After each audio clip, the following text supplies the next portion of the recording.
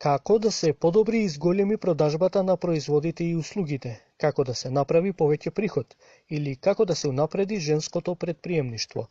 Ова сублимирано се целите на проектот развој на микропредпријатија на жени во прекуграничната област, преку кој жените од Полошкиот регион стекнуваат и развиваат деловни вештини за развој на своите бизниси. Се работи за проект на прекугранична соработка помеѓу Македонија и Албанија, со фокус на полог на македонска страна и Елбаса на албанска страна. Се работи со така за проект на поддршка на бизнис жени, фактички од овие два региони, кои што им се обезбедуваат услуги во дел на бизнис планирање, во дел на продажба, инвестиции понатамошни, че како понатаму подобро да се справат со пазарот и маркетингот и продажбата, да можат да успеат да ги развиваат своите бизниси посебно во овој дел на прекугранична да пробаат, значи дел на некакви партнерства кои што можат да има овозможат понатамошен развој и соработка. Обуките започна во ноември минатата година и во неколку циклуси жените стекнуваат знаење и вештини околу водењето и развивањето бизнис.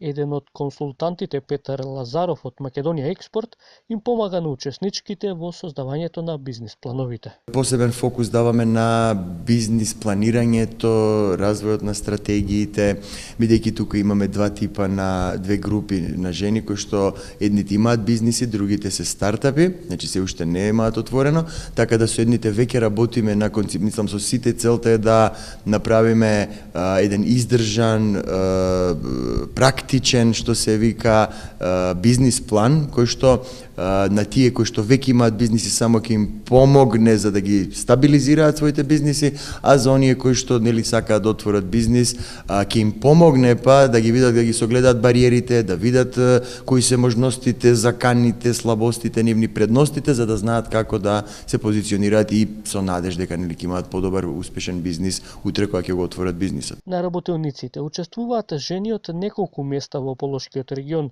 кои се сопственички на повеќе видови бизнис. Фортеса Асани од Тетово има центар за курсеви за деца по математика, јазици и неформално образование.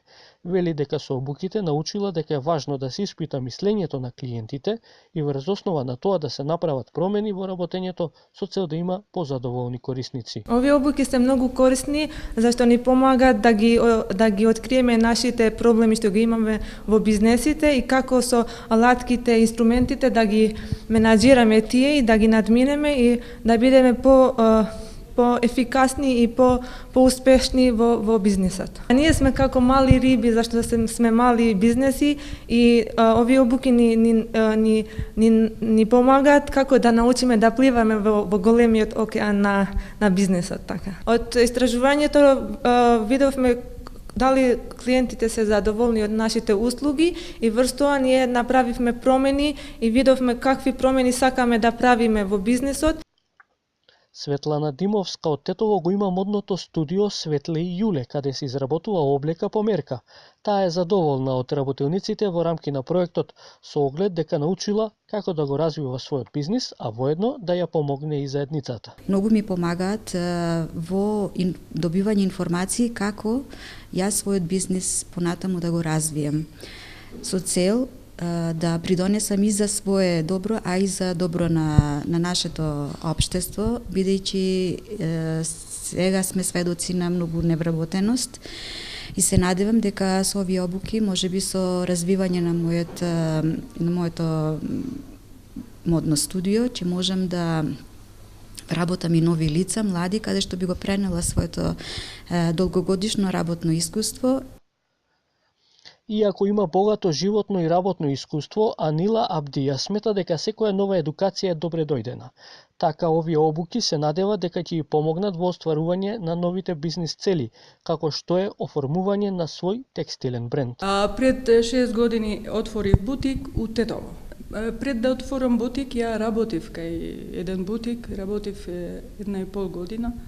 Научив, пробав, знаев дека можам и сега работам, сега почнав и да идем у Турска да земам роба таму. Јас сакам и да шијам нешто, да имам мој производ. Научив како се прави бизнис план. Од овие обуки научив да одам напред. Проектот Развој на микропредпријатија на жени во прекуграничната област го спроведува Центарот за управување со промени од Скопје во соработка со Институтот за човекови права од Скопје, Фондацијата Егалите од Камењане и Центарот за компаративни и меѓународни студии од Тирана, Албанија. Главен финансиер и донатор е делегацијата на Европската унија во Скопје.